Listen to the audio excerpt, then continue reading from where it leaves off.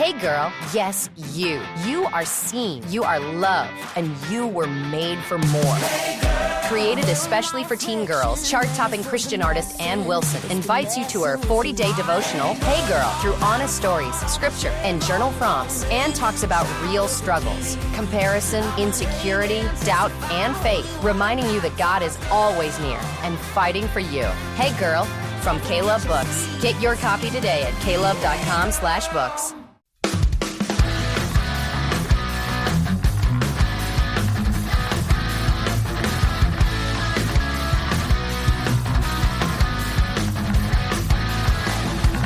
What's going on, everybody? Hope everybody had a Merry Christmas, good time with the family and friends if you celebrate such a holiday. Welcome to the Al Gattullo Craft Beer Cast on AM 970 The Answer, the final show before the new year. And yes, we're live, or plausibly live. We're on tape, obviously, because I do tape this show during the week.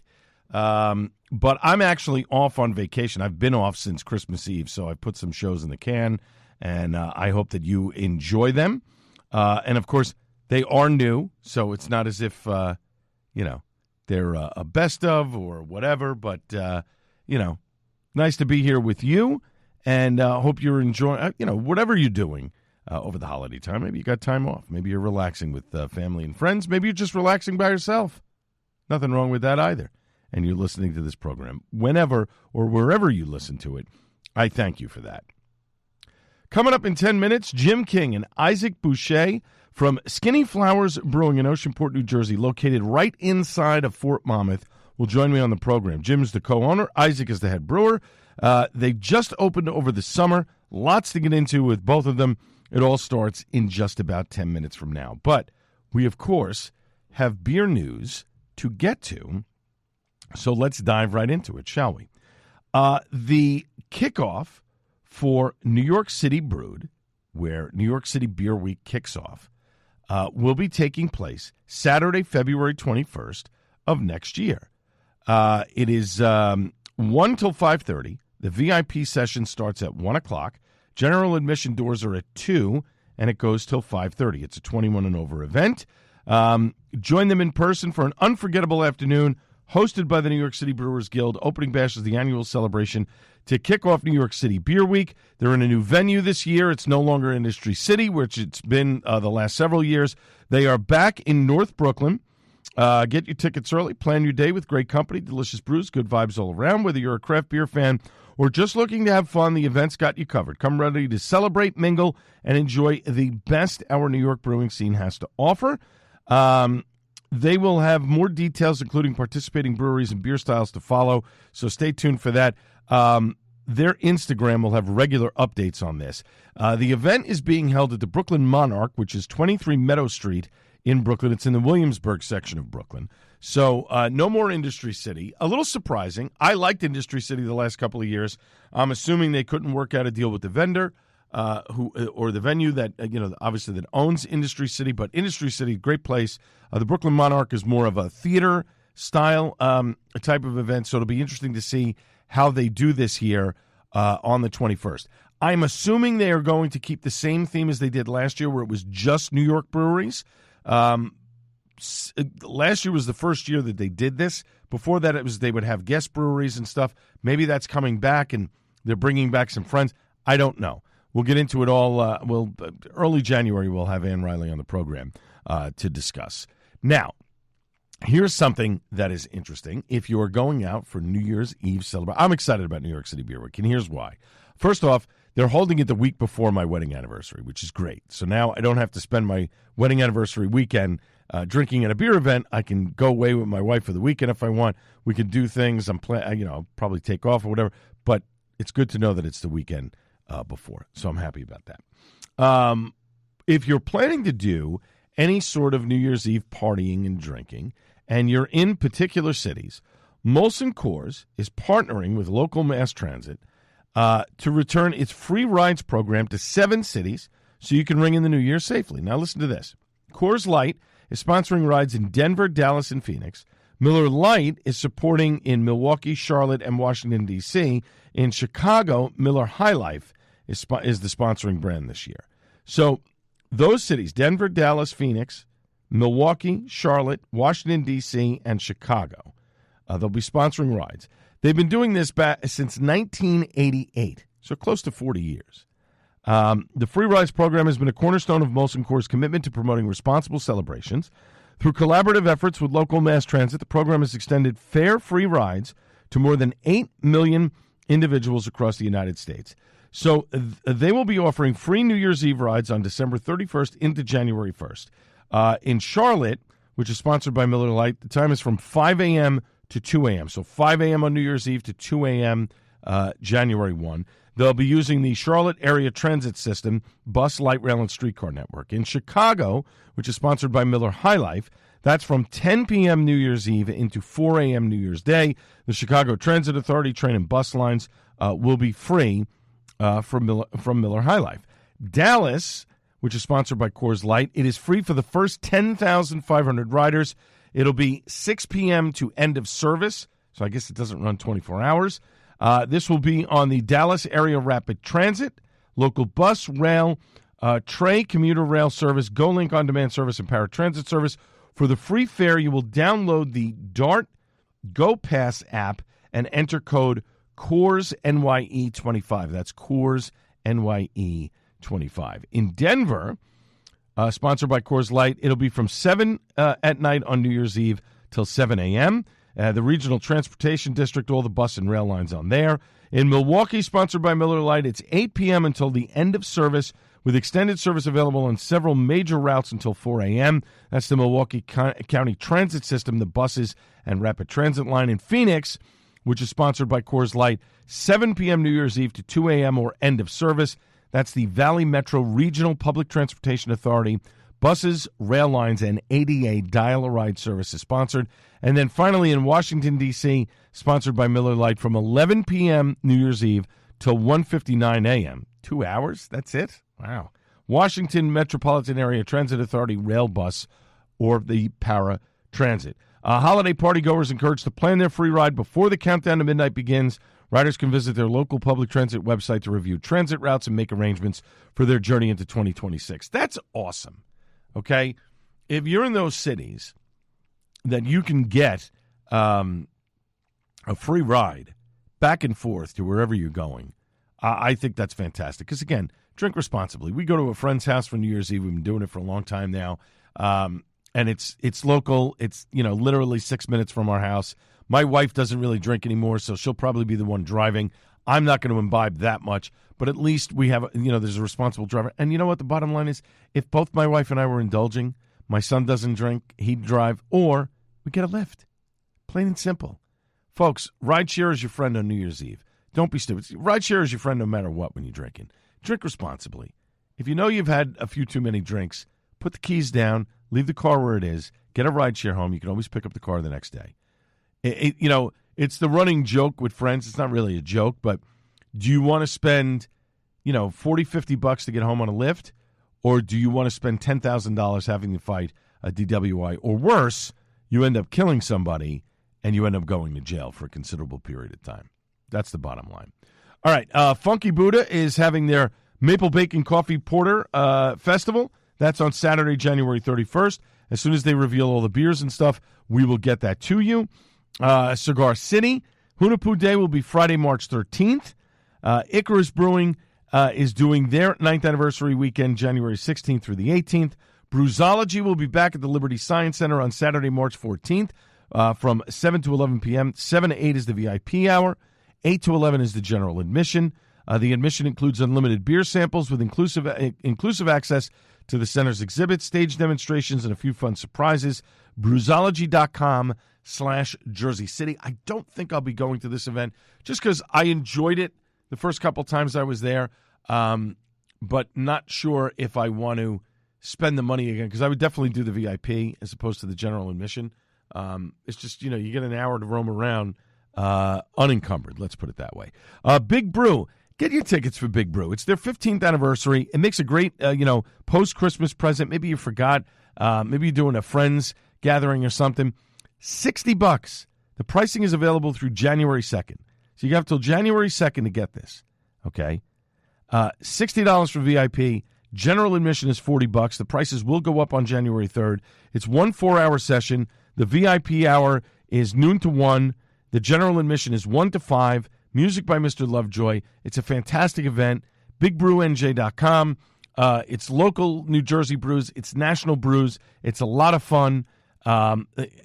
Trust me, Allison puts on a fantastic event. Go and have a great time. I will be there. If you see me, come by and say hello. We have a blast. We really do have a blast. And it would be sad to see if that event went away. I mean, Beer Bacon Barbecue was canceled this year due to low ticket sales. I don't want to see that happen with this event because it would be a shame. You know, the festival thing, I think, to some extent, I think the festival thing has run its course. But I also think that there's a place for it. If done properly, if done the right way, you can have an amazing time at a festival. And so I don't want to see this. I don't want to see this festival go away. I don't want to see all festivals go away. I know the Atlantic City Beer and Music Fest is going to be ending after the 20th anniversary next year. But I would like to see that festival continue. I would like to see other festivals continue, right? I do have plans to try and make it to Snallygaster next year. I'd like to try and do a couple of festivals. They're fun. If you do it right, you can have a great time. It's not about just getting drunk. It's about trying new beers and experiences, too. When we come back after a short break, Jim King, Issac Boucher from Skinny Flowers Brewing in Oceanport, New Jersey, located right inside Fort Monmouth, will join me on the program. This is the Al Gattullo Craft Beer Cast on AM 970, The Answer. Welcome back to the Al Gattullo Craft Beer Cast on AM 970, The Answer. You know all the places to follow me, X, Instagram, Facebook. We won't get into all of that. But if you want to listen to the podcast version of this show, you can just go over to the Hopped Up Network at thehoppedupnetwork.com, and you can download and listen to my podcast after the radio show airs, or there's a plethora of others that you can check out for your listening pleasure. My next guests, co-owner and the head brewer of a new New Jersey brewery that just opened back in the summertime here in Oceanport, right inside of Fort Monmouth, where Netflix has broken ground on a state-of-the-art film studio. The brewery is open every day but Tuesday, family-friendly, and for more information on the brewery and their tap room, just head over to skinnyflowersbrewing.com, or you can follow them on Instagram at Skinny Flowers. Let me welcome to the Craft Beer Cast on AM 970, The Answer, for the first time, the co-owner, Jim King, and the head brewer, Issac, is it Boucher? I want to make sure I get it right. Perfect. All right. The hockey name. I like that. See? Gentlemen, thanks for having me here. How are you, Jim? I'm good. Thanks for being here. Issac? Oh, I'm good. Yeah. Thank you. Excellent. All right. So the first time I experienced your beer was over at Icarus for their Lagerfest. Feathers in the Garden. I remember remarking about how light and delicious it was for a Pilsner. Jim, you're a huge fan of lagers, and you were working for a German bank. That's your background before you got started here brewing. What is it about the lager that you love so much? Yeah, what is it about lagers I like so much? Easy drinking. They're light. I've been an athlete all my life, so maybe somewhere in there, the lightness of them and the easy drinking nature of lagers. In German lagers, for me specifically, because I spent 18 years working for a Munich-based bank, so I really fell in love with German lagers. And thankfully, even though Issac didn't work for a German bank, he also likes German lagers, so we share that for sure. We share that, the like for that beer style. And that German bank, were you based in Germany or were you here in America? I was based in New York, but I spent a ton of time in Germany over the years, yeah. Issac, you brewed at a number of places up in New England, including Spyglass Brewing. What's the most important advice that you took from all of those experiences that you use here on a day-to-day basis at Skinny Flowers? That's a good question. I think it's always been a learning thing. Every place I've worked, I take the good and leave the bad sort of thing. And I guess it's just when I started Spyglass, it was mostly hazies, and I tried to develop a more well-rounded draft list for the different people coming to the tap room, and that's definitely a goal I brought here. I wanted to, in addition to the German lagers, we have a really good hazy IPA and some other some classic styles that people really enjoy. Our pub ale, British style bitter, which I never thought I'd make more than one time, but we've already made it twice. So I think it's just trying to have a nice variety of things for everyone and try to make each one of those beers a good representation of what it is, Yeah. And I think the fact that craft beer fans and aficionados, I think, are more knowledgeable than just the everyday person that comes in and says, "Oh, I want your latest hazy." They have a really good palate, and especially in New Jersey, there is room for beers that might not necessarily be successful in other places, but are successful here in English Mild and in ESB, things of that nature. So that's a good thing. Trying to round out a program instead of just saying, hey, we're going to make 6 hazies and that's it. We're talking with Jim King, the co-owner, and Issac Boucher, the head brewer of Skinny Flowers Brewing. Just opened back in the summertime here in Oceanport, right inside of Fort Monmouth. The brewery open every day but Tuesday.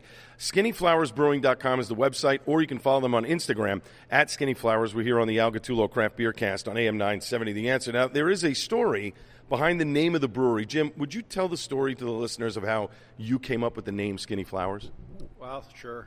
So there's 2 reasons we have the name. The first is a very close friend of mine that I've known for decades. We played soccer together in college, and to this day we're very good friends. He's the one that got me into craft beer. It's a nickname of his. So we never thought about naming the brewery anything other than Skinny Flowers, and so we've named the brewery after a close friend of mine. But the second reason is hops, as we know, are flowers. They grow tall and skinny, so it's a bit of a play on words, which you can see in our logo, which is a hop flower, effectively. Right. Yeah, which we're very proud of. Now, let me ask you, I've been here twice. I love the aesthetic of the brewery. A lot of times when people build breweries, it's 2 schools of thought. Either they're in an industrial area where they just kind of have a warehouse and let me just set up a tap system and whatever and get beers flowing, and there's no sort of charm to the place, or you have a place like yours, and I've been to a couple places in San Diego where it's sort of a similar thing with garage doors, or even in Florida. I was at Magnanimous Brewing's one of their outlying areas in Bradenton, right across from where the minor league Pittsburgh Pirates play, and the whole thing is garage doors that open up to go in, which I love the aesthetic. And I love the fact that you did it. You didn't just do it in 1 or 2 places. You did it around the entire building. Was that intentional when you were coming here to pick this spot? And the other question I have for you, why this spot as opposed to other places in Monmouth County? Sure. So it was very intentional. So in addition to our guiding principles in this business, one is, of course, to make the highest quality craft beer we can make. The second is to have a really nice, warm, welcoming tap room. And the third is hospitality, just a warm, welcoming staff so people want to come back. So we spent a lot of time and effort designing this tap room because this tap room is the foundation of our strategy.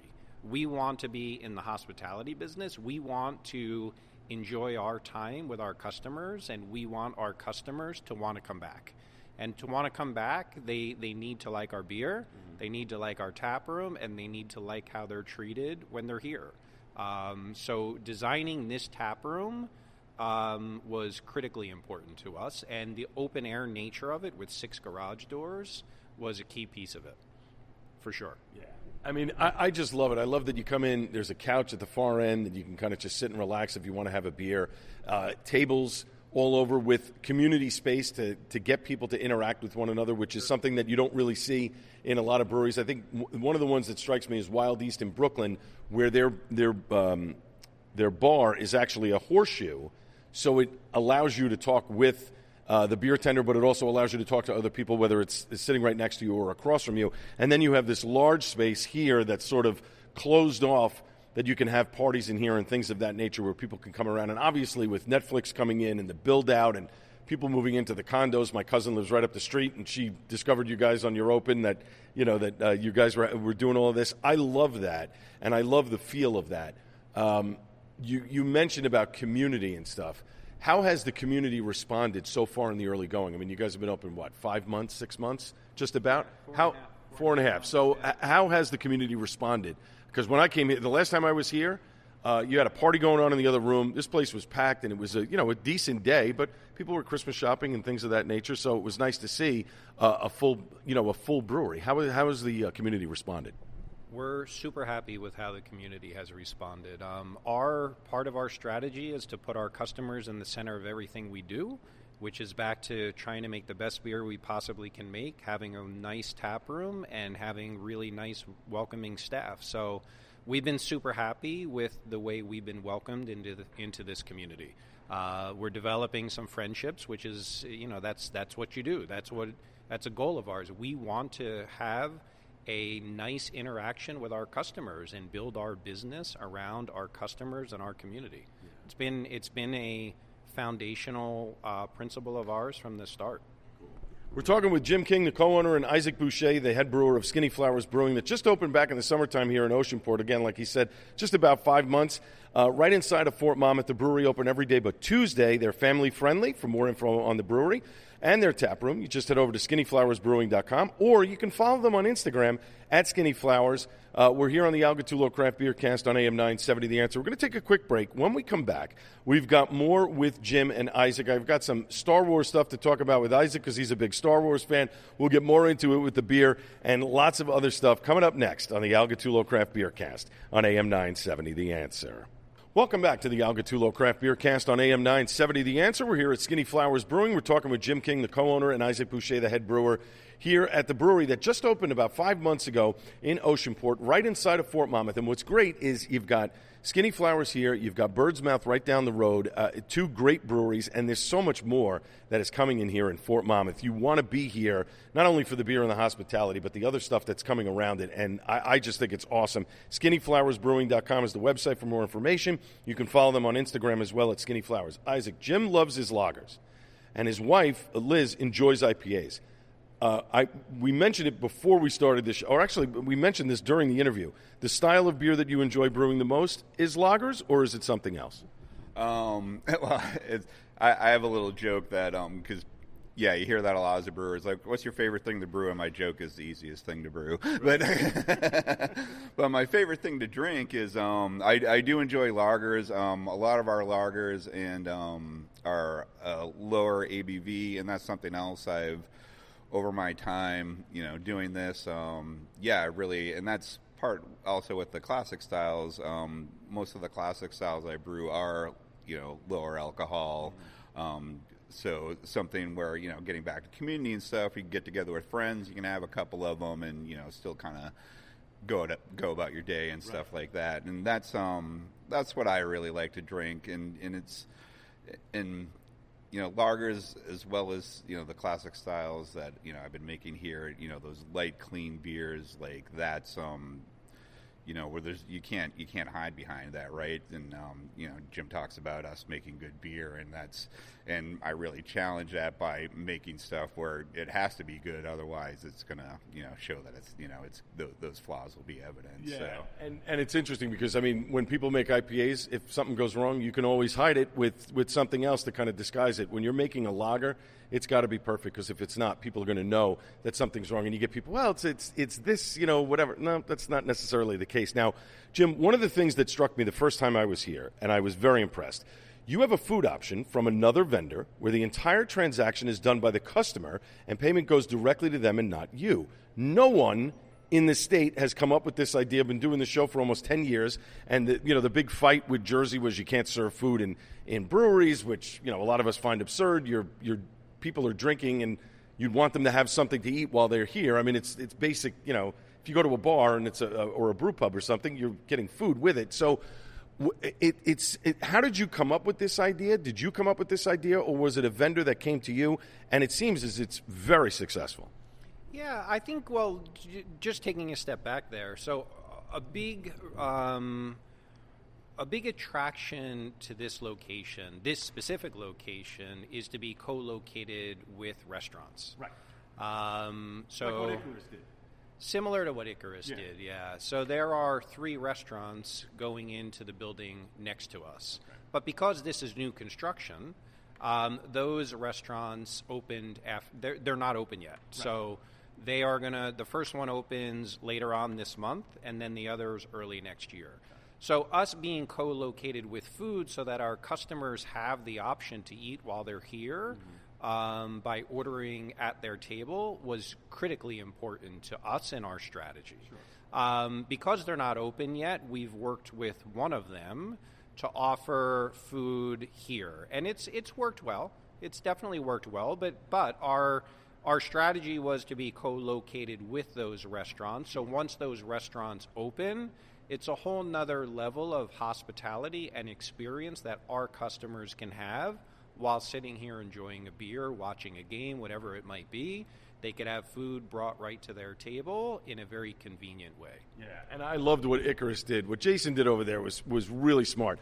Buy the property, build it out, rent out the 2 pads to people, and I love the fact that you can go to your table, scan a QR code, order your food right from the table. They bring it right to you. They know what's going on. It's a great partnership. It works. And I think more breweries that maybe are in a sort of food desert where they can't get food readily available, I think it's a great way for people to partner up with a food place where they have easy access to food. My local brewery in Rahway, New Jersey, Wet Ticket, there's 7 restaurants in the town. They're all in walking distance. Very easy for you to order a pizza pie or just walk up and get something. So that's a great convenience. But if you don't have that, I love this idea that it's a mix of sandwiches and snacks, and you just walk right over, boom, boom, 2 seconds, and you're back at your table. I love it. It's a great idea, and I think more breweries, especially in New Jersey and other places, we can't have nice things in New Jersey. New York has a food option. They can do other things. Pennsylvania has a food option. New Jersey, too bad. So, Isaac, you, as I read on your Instagram page, are a Star Wars fan. So I'm going to ask you this. I'm going to put you on the spot. Your favorite movie of the franchise? Favorite movie? Well, I mean, I have to go with A New Hope because I saw that that was the first Star Wars I saw in a theater when I was a little kid, So I remember seeing that, in 1977 at the theater, and that's where it all began. So it's hard to deny that started it all. So I can still recite every line from that. It's funny. I was 7 when that movie came out, and when I tell my son, who's now in his 20s, and I go, we didn't have VCRs, we didn't have DVDs, we didn't have Blu-rays. If you wanted to see the movie again, you had to go to the movie theater and watch it again. That was the whole point. Now, obviously, movies back then were a lot cheaper. I remember matinees were $2 or $2.50 or whatever, and you take the bus and you go and you do your thing. Now, these kids with streaming and everything else, it's so easy to just do anything. I love the fact that you mentioned Star Wars. I really thought your answer was going to be Empire Strikes Back, but I like Star Wars. I like Star Wars because my son and I get into this discussion all the time. How do you rank them and this and that and whatever? And one day I told him in one of our rankings, I think I said, Rogue One, I think, is at the top. And he's like, what are you talking about? And I'm like, well, if you watch them in order, Rogue One sort of leads right into Star Wars. So it's, that's the thing. We had a whole argument for an hour, and that's what kids do when they're teenagers. We're talking with Jim King, the co-owner, and Isaac Boucher, the head brewer of Skinny Flowers Brewing. They just opened back in the summertime here in Oceanport, New Jersey, right inside of Fort Monmouth. Brewery open every day but Tuesday. They are family-friendly. Bring the kids. I believe you're dog-friendly as well. SkinnyFlowersBrewing.com is the website. You can follow them on Instagram at Skinny Flowers. We're here on the Algatullo Craft Beer Cast on AM 970 The Answer. Jim, I'm going to start with you on this one, and then I'm going to come back to Isaac. It's the same question. The craft beer that got you started into craft brewing and made you want to brew beer, open a brewery, etc. Yeah, the craft beer. Well, my wife and I have spent a decent amount of time in Asheville, North Carolina. So Zylicoa is one of my favorite places down there. Of course, New Belgium is pretty darn good as well. Right. Highlands Brewery. So those are some of the early craft beers that I really fell in love with. Okay. And Isaac, you? I guess the real first craft beer that I got that blew me away was Sierra Nevada Pale Ale back when they were called microbreweries, Mm-hmm.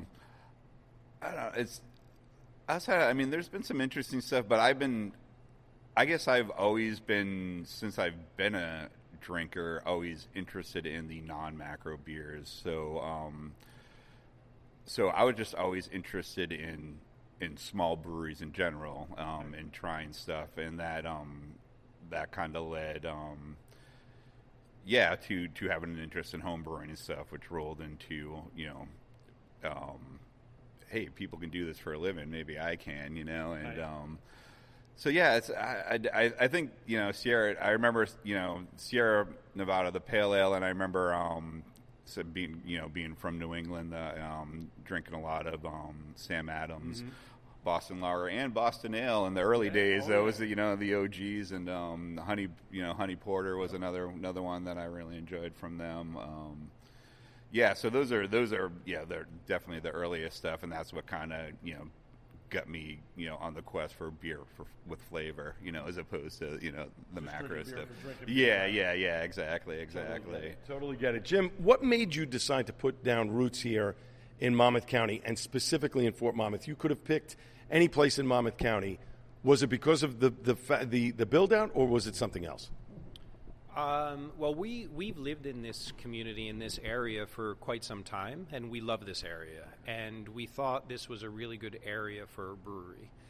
We looked at a lot of different locations in this area, and we like this location by far the best. One reason was it was new construction, so we were able to design it from the start the way we wanted it. But also the history of Fort Monmouth is really, really impressive.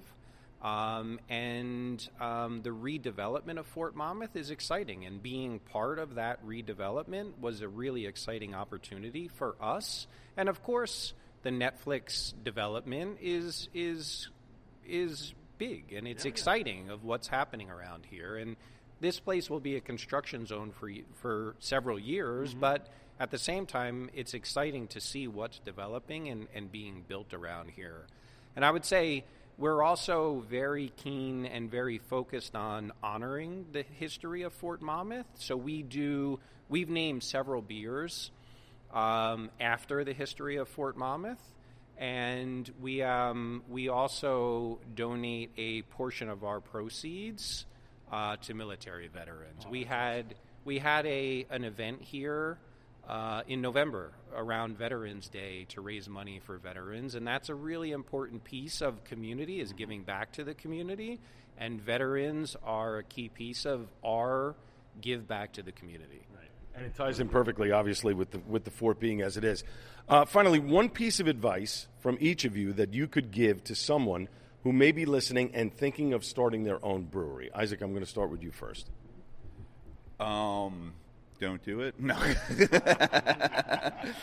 Actually, my advice, and I've been giving this advice for several years now, and people don't like to hear it, but honestly, if you want to open one, you should work in one first. You should jump in and get that experience and see what you're getting yourself into, because it looks real fun from the outside. It's a lot of hard work, and right. It's and there's good days and bad days, and hoping that no matter, I've been doing this, like I said, 12 years, and it's still like every beer I put in the tank, it's still stressful, and I still hope it comes out okay, and stuff like that. And I learned a lot of good lessons at the expense of other people's beer, working at different breweries, and and that has allowed me to kind of come out of the gate strong here. So that's the advice I would give, is get some experience in the industry before you really fully commit to doing it yourself.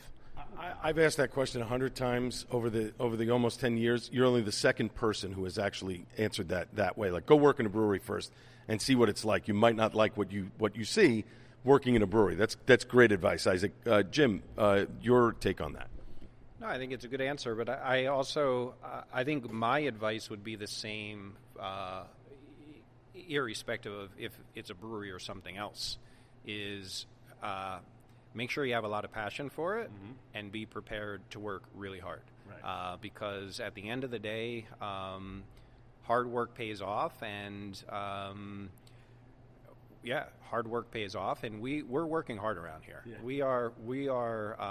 We're getting after it, and we do it every single day. We're closed on Tuesdays, but we get after it every day, and that's what you need to do to be successful. So whether it's a brewery or anything else, don't do it unless you're super passionate about it and willing to work really hard at it. Excellent advice. My guests have been Jim King, the co-owner, and Isaac Boucher, the head brewer of Skinny Flowers Brewing. They're down here in Oceanport, right inside of Fort Monmouth. The brewery open every day but Tuesday. Family-friendly, dog-friendly as well. SkinnyFlowersBrewing.com, and veteran-friendly as well. Or follow them on Instagram at Skinny Flowers. Guys, thanks so much for having me here, and thanks for doing the interview. Very much appreciate it. Thank you. Thanks. You. Yeah, very much appreciated. You got it. Up next, it's time for Suds and Duds on the Al Gattullo Craft Beer Cast on AM 970 The Answer.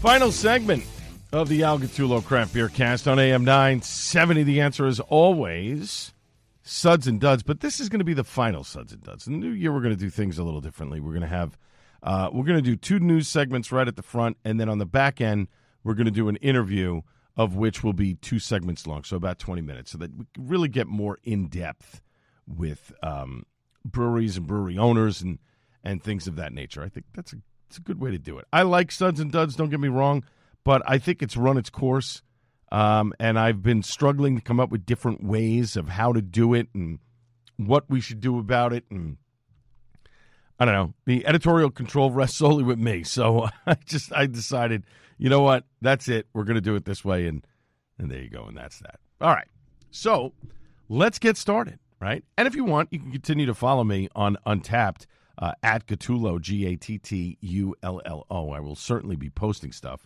of the things that I drink. First off, I want to give a big shout-out to Trogs. They always do a great job of sending me beers on their various releases and stuff. And it's funny because I was talking with my good buddy Matt Potensky, who is the brewer at Coastal Brew Works, and they're going to be doing some big things in the new year, contract brewing in a bunch of different places in and around New Jersey and elsewhere. And he said, Trogs is really underrated. And you know what? He's right. I think that Trogs doesn't get the recognition, I think, from beer people that it should. They make a Pennsylvania lager now that used to just be taproom only, and now it's out. They sent me a couple of cans. I could easily see myself drinking a bunch of these. Crisp, light, clean, a delicious lager, and I'm all about the lagers. But I have to tell you, Trogs does so much more than just lagers. I mean, Matt, I know they're really known for Mad Elf, but their IPAs are on point. Their porters, their stouts, a lot of stuff that they do, very good.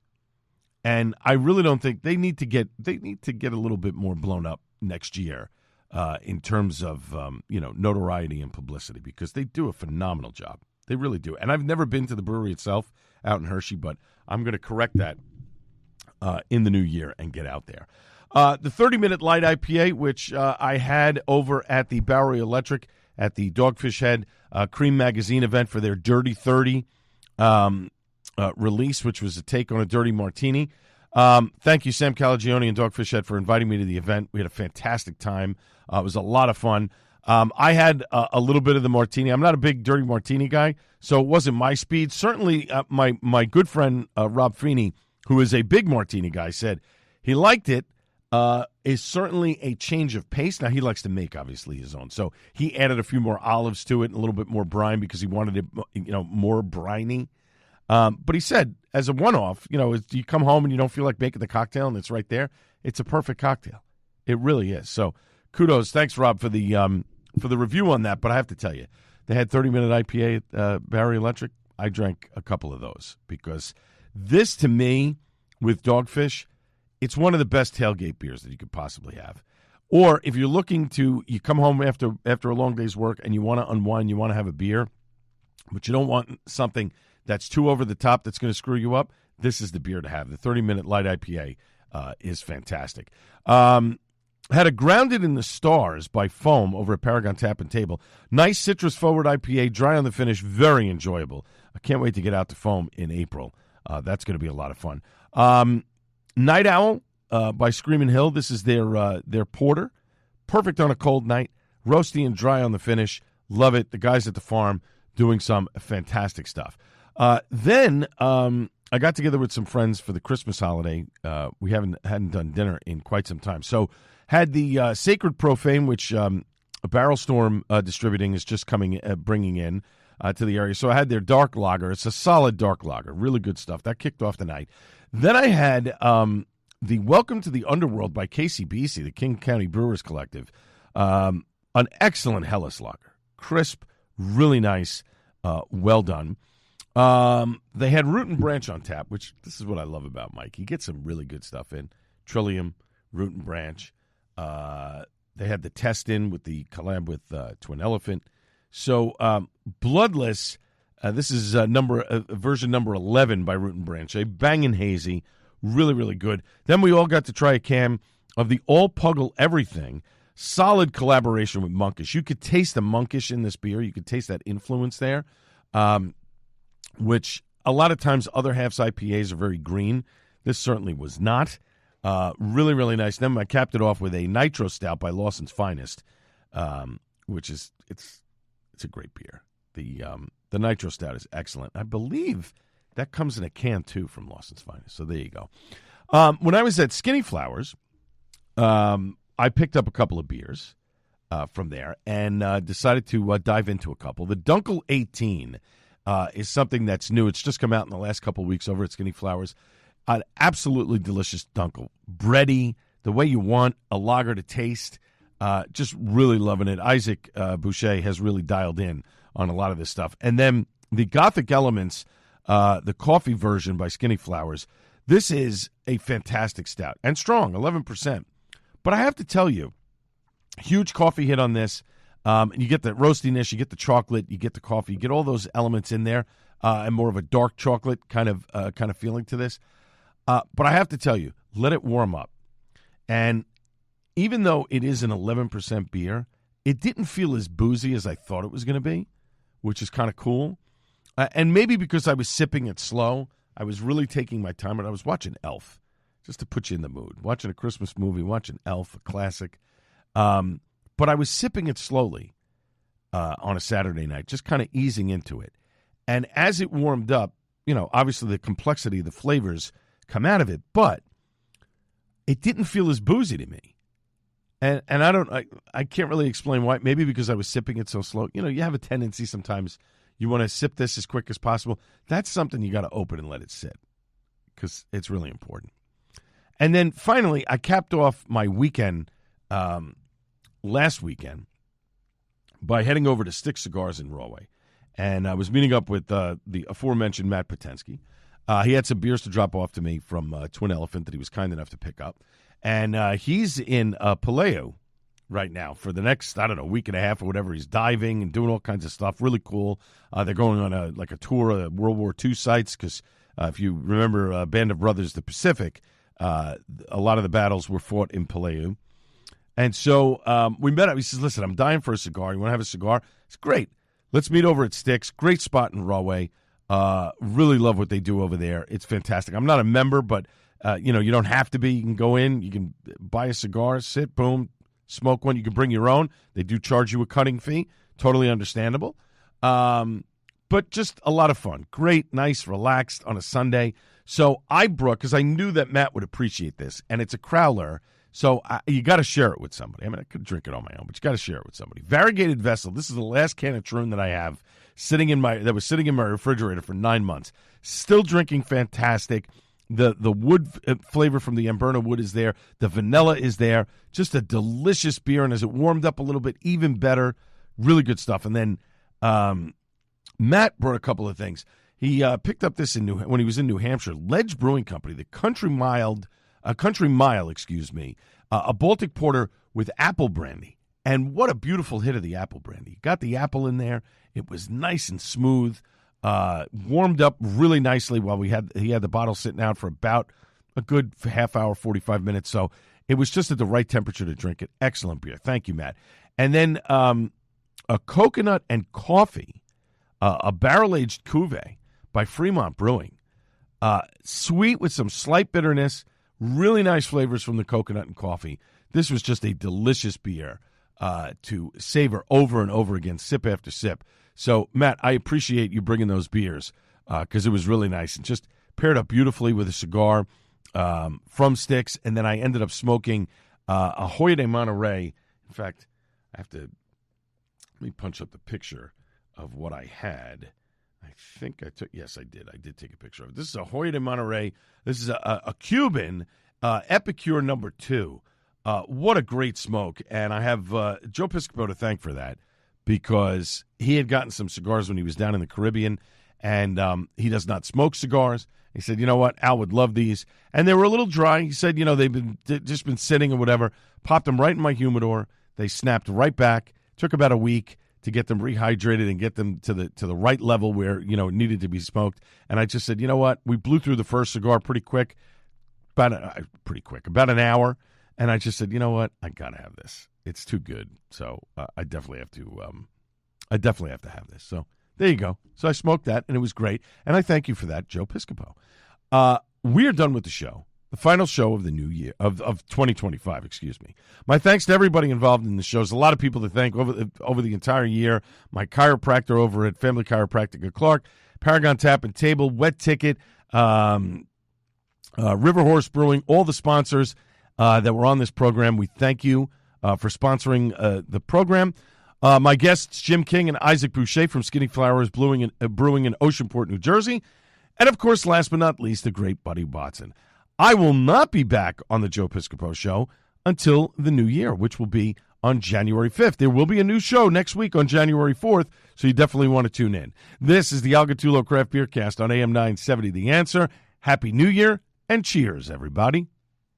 Hey girl, yes, you. You are seen, you are loved, and you were made for more.